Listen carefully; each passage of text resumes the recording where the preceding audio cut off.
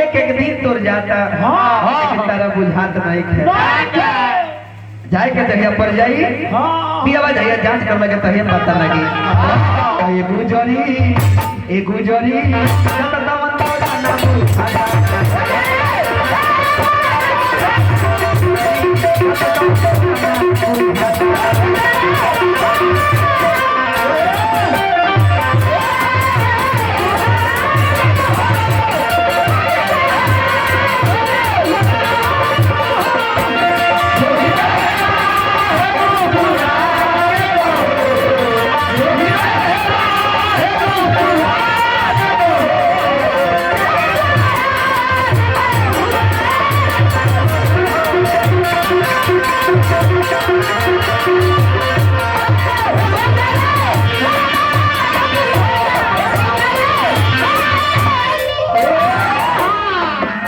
जत दवन तोरा ना बुझाता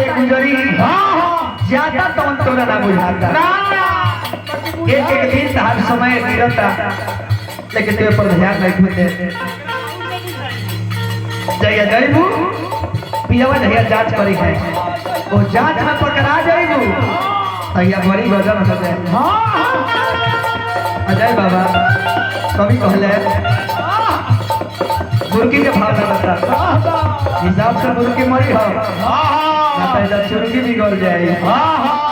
ए बबुआ देख के हिसाब से का करे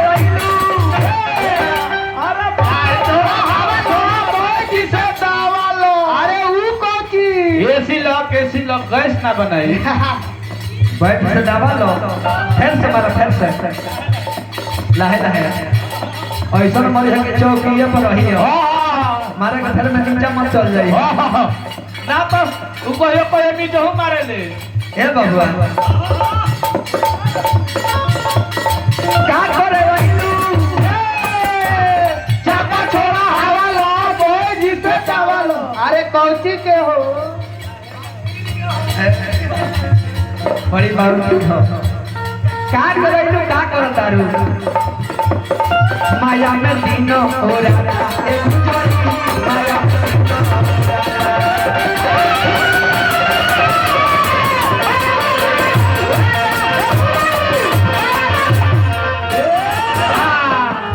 का करे रहिलू का करत तारू माया में दीनो रहता पूछी है बलमुआ तो कार्य बतइबू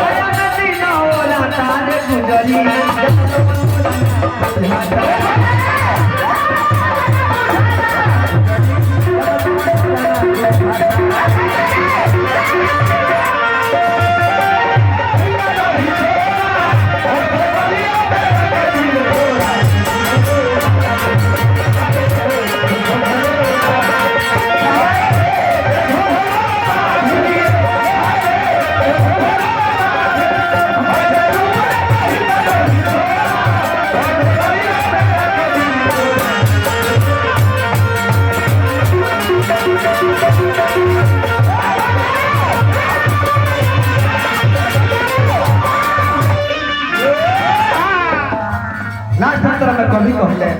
का कहले ये अभियो से भगवान के भजन में लागो ना तो बड़ी भजन हो जाएगी हरि से भजन के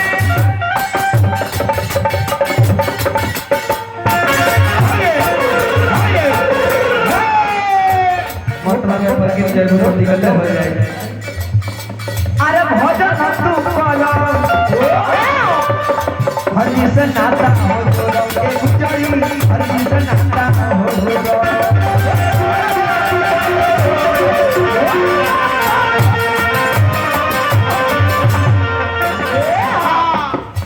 बाद में बिजोइया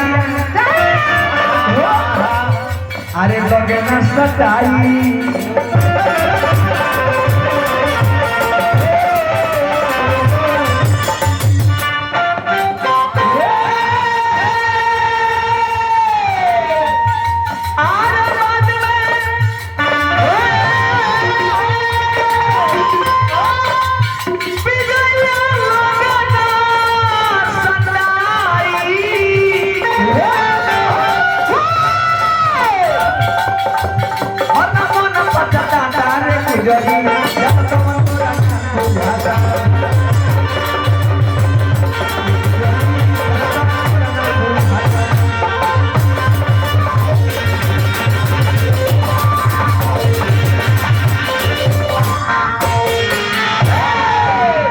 अब चलिए हमने के जलसा अनुसार कथा कहानी रही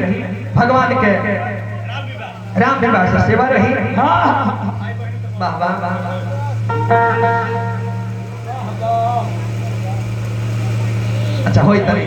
जलसा अनुसार गीत संगीत हो गया अब मातारी बड़ी सागर बके रवै सब शांति के दान दी बैठी भगवान के विवाह की चर्चा सुनी चली वाह वाह